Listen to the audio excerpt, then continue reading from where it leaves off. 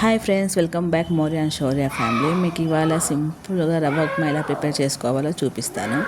అందుకోసం ముందుగా స్టవ్ వెలిగించి కడాయి పెట్టేసి ఆయిల్ వేసుకోవాలి. ఆయిల్ బాగా కాగిన తర్వాత జీలకర్ర, ఆవాలు వేసుకోవాలి. నెక్స్ట్ కట్ చేసి పెట్టుకున్నటువంటి ఆనియన్, పచ్చిమిర్చి, కరివేపాకును యాడ్ చేసుకోవాలి. వీటన్నింటినీ బాగా కలుపుకోవాలి. ఇవి కొద్దిగా ఫ్రై అయిన తర్వాత మనం కట్ చేసి పెట్టుకున్నటువంటి టమోటాలను యాడ్ చేయాలి. నేనైతే 2 మీడియం సైజ్ టమోటాలను తీసుకున్నాను. ఇవి యాడ్ చేశాను. ఇవి బాగా మగ్గే వరకు కలపాలి. ఈ విధంగా మగ్గిన తర్వాత మనం సరిపడా వాటర్ వేసుకోవాలి. వాటర్ వేసుకొని వీటన్నిటిని బాగా కలుపుకోవాలి.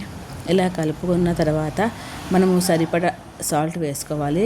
మనకి ఎంత టేస్ట్ కావాలో ఆ టేస్ట్ అనుసారంగా సాల్ట్ని యాడ్ చేసుకోవాలి. వేసుకొని ఒక్కసారిగా బాగా కలుపుకోవాలి. నెక్స్ట్ కట్ చేసి పెట్టుకున్నటువంటి కొరియాండర్ను యాడ్ చేసి బాగా కలుపుకోవాలి. కలుపుకొని ఇది బాయిల్ అయ్యే వరకు మనము ఫ్లేమ్ హైలో పెట్టుకొని ఉడికించుకోవాలి. ఈ విధంగా బాయిల్ అయినప్పుడు ఫ్లేమ్ను మీడియంలోకి పెట్టేసి రవ్వను యాడ్ చేసుకోవాలి. ఉంటలు కట్టుకోకుండా వీటిని బాగా కలుపుతూ ఉండాలి. మనము వదిలేసామనుకోండి, ఆ రవ్వ అనేది ఉంటలు కడుతుంది. అలా ఉంటలు కట్టుకోకుండా బాగా కలుపుతూ ఉండాలి.